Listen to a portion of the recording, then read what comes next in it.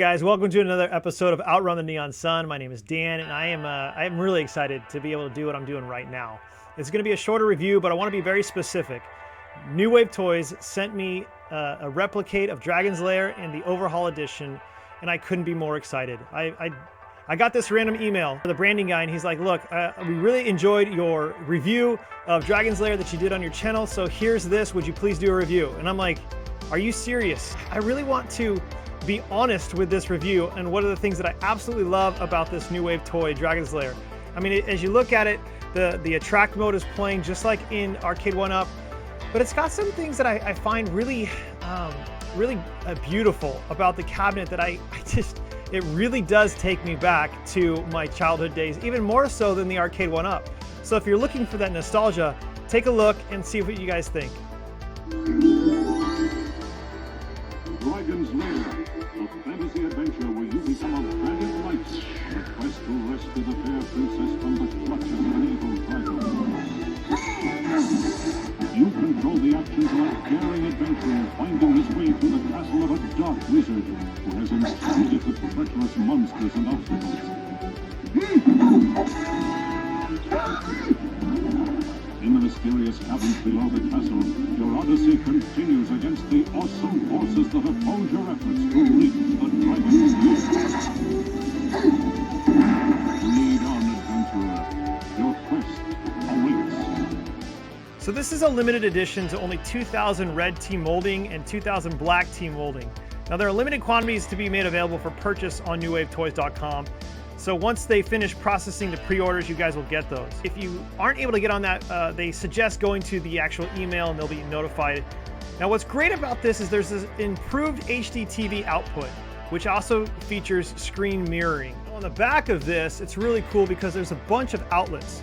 You see the HDMI, you see the two USB ports, you see the power button, you see the volume right here, and this is actually where you charge it. So what I didn't know about this product is that you could actually charge it and take it with you. You don't actually have to be plugged in. And that's one thing that I really wished Neo Geo, the mini, Neo Geo International, even though they have 40 Neo Geo games on that, it's great. I absolutely love that little, like the Egret 2, I want to get that from Taito. But they have a little version of their arcades that you can take home, but you can't like charge them. And these are great because you can actually set them all up once you have them. And it will actually feel like an arcade because all the attract modes are playing. Now, as most of you guys know, Rick Dyer and Don Bluth produced this, and they were kind of, Don Bluth being the lead animator on this project. He was actually an animator for The Secret of NIMH, and he worked on that. He worked on The Fox and the Hound for Disney's Xanadu, and they teamed up with Spielberg for a movie called American Tail, Land Before Time. He also worked on Anastasia. He did a great job with that. And he also did the artwork for Titan AE, which was a huge flop in the theaters. But this was originally released in 1983 by Cinematronics that used laserdisc technology, as you guys know. But the sequel, Dragon's Lair 2, Time Warp, began production in 1984, only a year after. In fact, the year that Space Ace was released was 1983, so they're constantly just churning these things out. Dragon's Lair is so popular even still today. And if you guys don't believe that, just listen to the fact that Ryan Reynolds was going to star in a live-action version of Dragon's Lair, but the COVID pandemic happened and stopped the pre-production and all the post-production. So I don't know when that's going to happen, but it's pretty interesting. Ryan Reynolds would be a perfect Dirk the Daring character in this. I don't know who they would get for Daphne, but it's pretty cool that this is still very relevant. And I think New Wave Toys has really kind of capitalized on this. Like if you go back in the old days when it was actually in the arcades, you'll see that it was like all the coloring was disfigured because of all the sweat and tears that were put into this cabinet. Like 50 cents each, 75 cents sometimes to play this game, and you get 3 lives or 5 lives depending on what the arcade actually wanted to, how much money they wanted to make off this. And there were lines out the door for people waiting 4 to 5 hours to play this game when it first came out. I mean, it was huge, and I don't need to tell you how gorgeous it is, how beautiful it is. You guys have seen it, you know it, and this New Wave Toys does a really good job replicating that in such a way that I'm like, man, I wish, obviously a bigger version of this would be thousands of dollars. But I think it's so cool. They even have this little laser disc that you can take out the bottom part of the arcade. And also in the back of this arcade, you'll see right here, you can actually remove this. It's a little drawer. And inside is an actual laser disc. which is really cool. And I think, man, their attention to detail, it makes me want to buy a bunch of their products, because you take this out and you flip it open, it has a little laser disc right there. And the laser disc you can actually take off. I mean, come on, like seriously, that's just a huge selling point. All the details, there's the way it looks, just for that right there. And it's just, oh man, everything in here is so beautiful. Now, I was looking at the history of New Wave Toys. They came out in 2016. They started as a company in 2016. So this was before the rush of all these at-home arcades. And they kind of created this thing where they said, we want to make the most accurate representation of arcades of what people experience. So they put out Street Fighter 2, they put out Missile Command, they put out all these different, like Q*bert, you can see, they put out Space Invaders, they've put out a lot of wonderful cabinets, Tempest, that you can't really get. All these are really expensive, they're collector's items. And that's kind of what this is. This is a toy. It's not necessarily an arcade that you're going to be playing all the time. However, now the caveat to this is that you actually can play this as a legit arcade on your television. With the HDMI, it makes it so beautiful and easy to play. In the mysterious caverns below the castle, your odyssey continues against the awesome forces that oppose your efforts to reach the dragon's lair. Lead on, adventurer. Your quest awaits.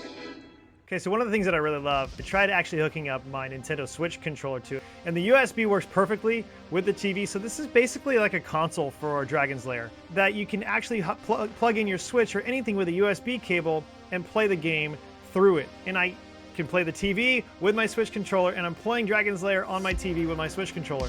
That's pretty phenomenal. As an additive bonus to not only have the cool looking arcade as a toy, kind of as a representative of nostalgia itself, you can actually play the game and have really kind of get pretty far in the game doing this. So at the end of the day, this is a toy. It's a really cool looking toy to have on your shelf. I know they're putting out about carpets, they put out change machines now, they're gonna put out a Coke machine, which I actually am probably gonna get. They're putting out Zoltar, which is really cool, from Big, the movie Big. They're putting out really cool, nostalgic feeling things. And to me, that's the sweet spot. That's why I bought arcades to begin with, because of the nostalgia. And if you're looking for that, is it worth $150? Is it worth like that much money to be able to buy just a cool looking piece of furniture? Honestly, I think it is. I think it's pretty cool to have this. It's really legit. I mean, it's fun. If you're into collecting things, if you're into toys, this is totally for you. If you're into arcades, I think it is too, because I can play it on the TV. Now, I'm kind of biased because I have a version of this called Arcade 1-Up that they put out, Dragon's Lair. But honestly, I hate to say this, I'm a huge Arcade 1-Up fan, but I like this version better. It just feels solid. It feels more secure. When I'm pressing the buttons, when I'm going through the stages, it just seems more responsive. It doesn't seem as finicky. I don't know why. I can't explain it any better than that. New Wave Toys does a great job with this arcade. And I know a lot of people are like, oh, $150, is it really worth it? I want to be honest, like, is it worth it? And I think it might be. Like, I'm still not, I'm on the fence. I want to be honest. Like, it's a lot of money for a toy that's going to go on your desk, but it's really cool. Like, I'm surprised. I was really blown away at how cool this product really is. And I kind of like the way it's packaged is gorgeous. They did such a good job. They take care of it. They give you everything that you could ever want for this. My hat's off to New Wave Toys. They're doing some things right. I love it. I think they're incredible. I can't wait to get 1942, 1943. Food Fight is coming out. They're going to have Space Ace. I think they've already released it, so you got to get on a website or an email to be notified of that. They have Q*bert. I want to get Q*bert. It's just great. And I think all the products that they're putting out right now are phenomenal. I got the little boom box that I'm going to put on top of the Dragon's Lair. And that's actually like a Bluetooth player, like where you can actually play stereo speakers. They got a lot of really neat products, so check it out. Other than that, I hope you guys keep outrunning the neon sun, keep enjoying nostalgia, and I'll talk to you guys later. God bless.